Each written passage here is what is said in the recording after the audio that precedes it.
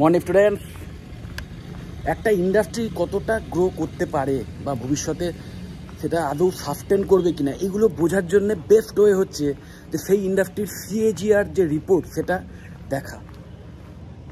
Compound annual growth rate, মানে যে industry আগের বছর যতটা তার গ্রোথ ছিল তার সঙ্গে আরও কত পার্সেন্ট এক্সট্রা বাড়লো। তো সেই হিসেবে প্রায় 8 থেকে 10% করে মানে এই মানে যে CAGR সেটা কিন্তু আসছে মিডিয়া ইন্ডাস্ট্রির ক্ষেত্রে। মিডিয়া ইন্ডাস্ট্রির গ্রোথ রেট প্রায় 8 থেকে 10% যে CAGR রিপোর্ট ওয়াইজ। ওকে, তো সেই হিসেবে প্রেডিক্ট করা হচ্ছে, এবং আমি কিন্তু অনলি আমাদের দেশের কথা বলছি, আমাদের ইন্ডিয়া ভারতবর্ষের কথা বলছি। এবং এই হিসেবে আমাদের দেশে দেখা যাচ্ছে একটা অ্যাজাম্পশন করা হচ্ছে যে 2030 নাগাদ প্রায় 6 থেকে 7 লক্ষ কোটি টাকার ইন্ডাস্ট্রি হতে চলেছে। তো বুঝতেই পারছো কতটা গ্রোথ আছে ইন্ডাস্ট্রি, এবং ইন ফিউচার মানে কতটা ফিউচারিস্টিক একটা ইন্ডাস্ট্রি। কারণ এখন নিশ্চয়ই তোমরা জানো যে AI এর এই হিউজ যে আগমন, তার জন্য অনেক ইন্ডাস্ট্রি তারা কিন্তু আলটিমেটলি ভবিষ্যতে হয়তো সাস্টেনই করবে না। তো তার মধ্যে অবশ্যই মিডিয়া নয়, এটা একদম শিওর। এবং শুধু তাই নয়, বিভিন্ন যে প্যান্ডেমিক সিচুয়েশান বা অন্যান্য অনেক প্রবলেম যখন মানে যেখানে মানুষ যাতায়াত করতে পারে না, মানে ফিজিক্যালি কমিউনিকেশানটা সম্ভব নয়, সেখানেও কিন্তু এই মিডিয়া ইন্ডাস্ট্রি কমিউনিকেশানটা বজায় রাখতে পারে। কারণ এখন ম্যাক্সিমাম এই ইন্ডাস্ট্রির ম্যাক্সিমামটাই ডিজিটালাইজড হয়ে গেছে। এই মিডিয়া ইন্ডাস্ট্রির মধ্যে নিউজ পেপার, রেডিও, টিভি এগুলো ছিল oldest form of media industry. এই তিনটেই তো এই তিনটেই কিন্তু আস্তে আস্তে ডিজিটালাইজড হয়ে যাচ্ছে, এবং অনেকটা হয়ে গেছে। নিশ্চয়ই জানো, নাম করা সমস্ত যে নিউজ এজেন্সি, তাদের যারা নিউজ পেপার একসময় শুধু বার করতো বা ম্যাগাজিন বার করতো, তারা এখন সব অনলাইন প্ল্যাটফর্মেও এসে তাদের নিজস্ব ওয়েব প্ল্যাটফর্মে এই সমস্ত নিউজ মানে প্রদান করছে বা বিভিন্ন ম্যাগাজিন প্রদান করছে। ওকে, এবং তার সাথে সাথে টিভি বা রেডিও সেটাও কিন্তু ডিজিটালাইজড হয়ে যাচ্ছে, ডিজিটাল প্ল্যাটফর্মে এগুলোর অ্যাভেলেবিলিটি আসছে।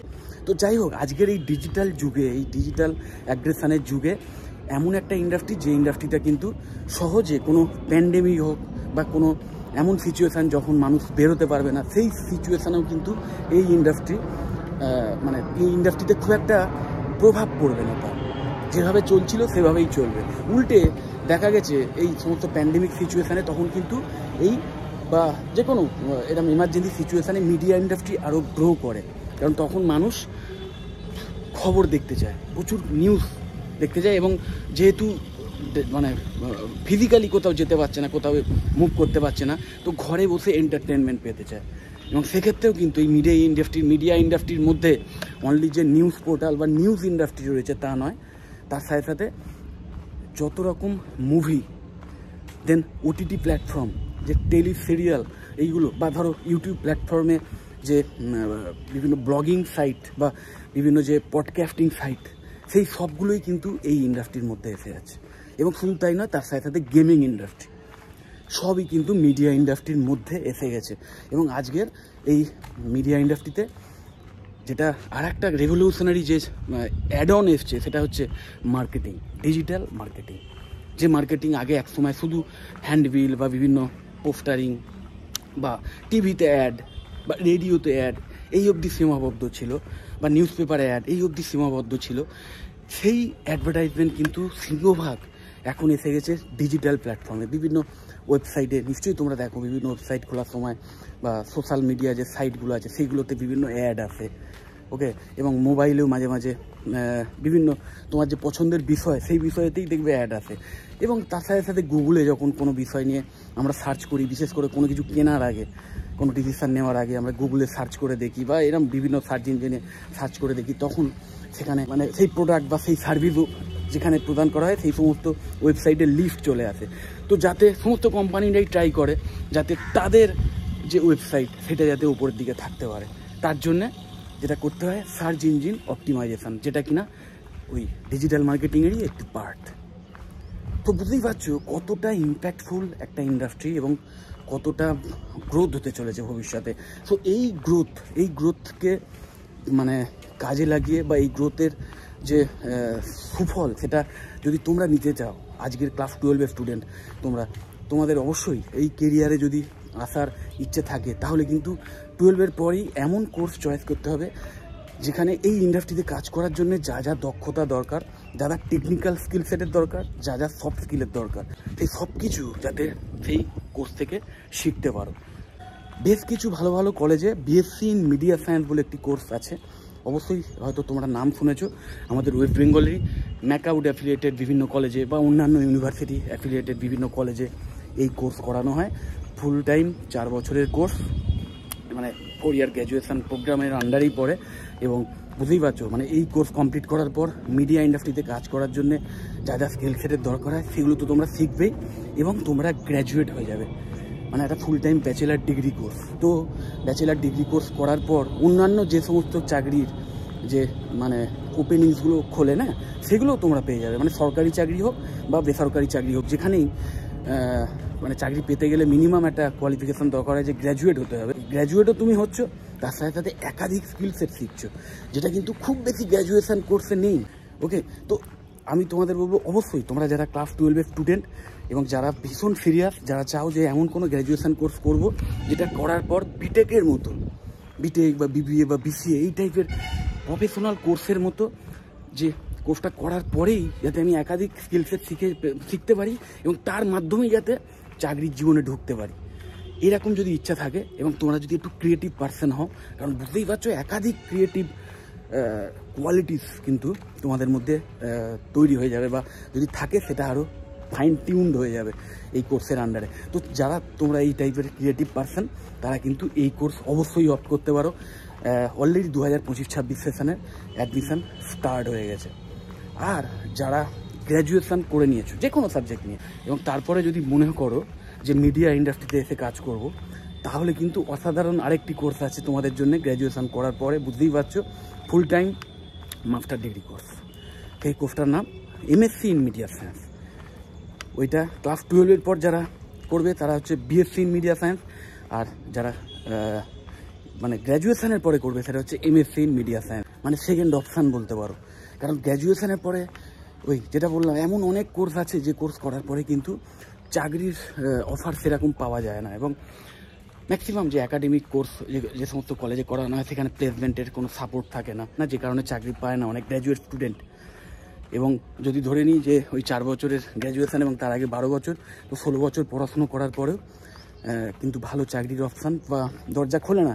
এবার তাদের জন্যে কিন্তু এটা একটা গোল্ডেন অপরচুনিটি যে 2 বছরের কোর্স, ঠিক এমবিএর মতো full time master degree course. প্রচুর জবের ওপেনিংস আছে, প্রচুর মিডিয়া হাউস, বুঝতেই পারছো এই মিডিয়া ইন্ডাস্ট্রির মধ্যে আবার যে ইন্ডাস্ট্রিগুলো রয়েছে সেই সমস্ত ইন্ডাস্ট্রিতে চাকরির সুযোগ তো পাবেই, কারণ এই সমস্ত ইন্ডাস্ট্রি থেকে বড় বড় কোম্পানি তারা কিন্তু এই সমস্ত কলেজে বিভিন্ন প্লেসমেন্ট ড্রাইভে অ্যাটেন্ড করে সেখানে তারা তাদের নিজে ইন্টারভিউ এবং এক্সামের মাধ্যমে তারা কিন্তু যোগ্য ক্যান্ডিডেটদের হায়ার করে নিয়ে যায়, মানে সোজা কথায় প্লেসমেন্ট পেয়ে যায় তারা। তো এই সুযোগটা তো আছেই। এছাড়া অন্যান্য যে কোম্পানি আছে, অন্যান্য যে এমএনসি আছে, সেখানেও কিন্তু মিডিয়া পার্সন লাগে, সেখানেও মিডিয়া এক্সপার্টের দরকার হয়।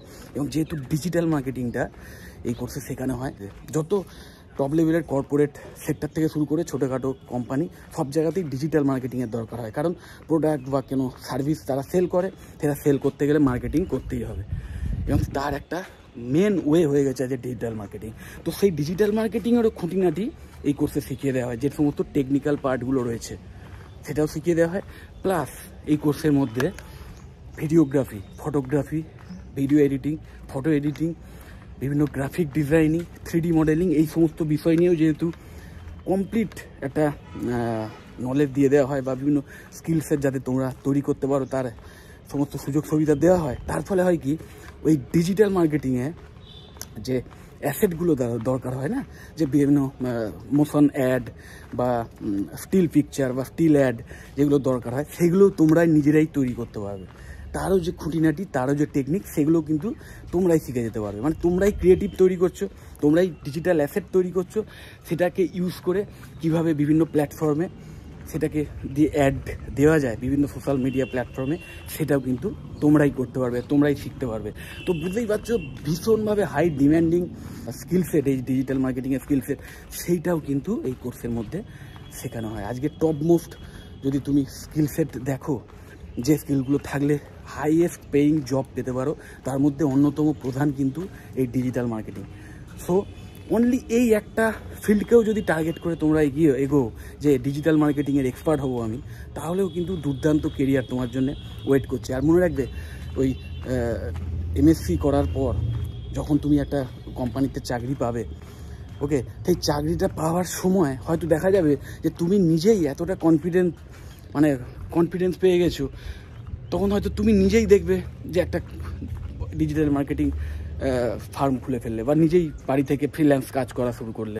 বাড়ি থেকে বসেই কিন্তু সারা পৃথিবীতে বিভিন্ন টপ লেভেলের কোম্পানিতে ডিজিটাল মার্কেটিং করে দিয়ে তুমি কিন্তু একটা হ্যান্ডসাম আর্ন করতে পারো, নিজের বিজনেস স্টার্ট করতে পারো এইভাবে।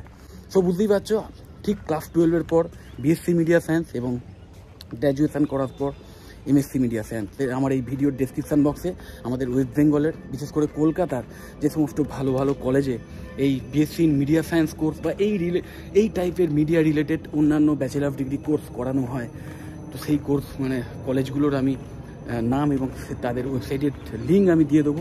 তোমরা সেই লিঙ্কগুলো ভিজিট করবে, লিঙ্কগুলো ক্লিক করে সেই কলেজের ওয়েবসাইট ভিজিট করে সেখানে যে অ্যাডমিশান এনকোয়ারি ফর্ম থাকে সেটা ফিল আপ করে রাখবে। তাহলে হবে কি, সেই কলেজের এক্সিকিউটিভরা তোমাদের কল করবেন এবং তখন তোমরা সেই ডিটেলস জেনে নিতে পারবে কোর্স সম্পর্কে, বা কোনো স্কলারশিপ দেওয়া হয় কিনা সেই বিষয়ে, বা ফি স্ট্রাকচার কত আছে, এইসব বিষয়ে একটা কমপ্লিট আইডিয়া পেয়ে যাবে। এবং যদি আমার থেকে কিছু জানতে চাও, অবশ্যই এই কোর্স নিয়ে বা কোনো কলেজ নিয়ে যদি কোনো তথ্য চাও, বা অন্য কোনো কোর্স নিয়ে কিছু জানতে চাও, তাহলে অবশ্যই আমাকে কল করো। যদি মনে হয় ভিডিওটা হেল্পফুল, অবশ্যই লাইক করো। চ্যানেলটা যদি সাবস্ক্রাইব না করে থাকো এক্ষুনি সাবস্ক্রাইব করে নাও, আর এই ভিডিওটা যতটা পারো শেয়ার করে দিও। টাটা।